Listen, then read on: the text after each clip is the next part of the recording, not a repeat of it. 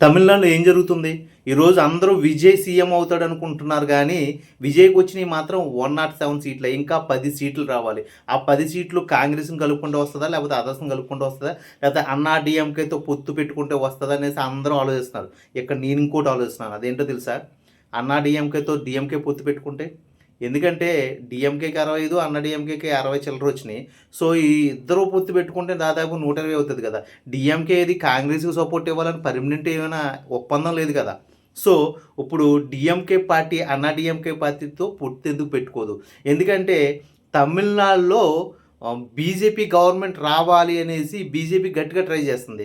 దానికి ఎవడ సీఎం అయినా పర్లేదు గానీ, అక్కడ మాత్రం తమ హవా నడవాలని చూస్తున్న బీజేపీకి ఇప్పుడు డీఎంకే పార్టీ అయితే ఏంటి, విజయ్ దళపతి అయితే ఏంటి, ఎవరైనా పర్లేదు. ఇప్పుడు డీఎంకేతో పొత్తు పెట్టుకుందాం తర్వాత పరిస్థితి ఏంటి?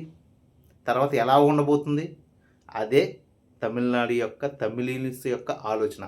మరి ఈ ఆలోచన దాటి విజయ్ సీఎం అవుతాడో లేదో మీరే చెప్పాలి కామెంట్ రూపంలో.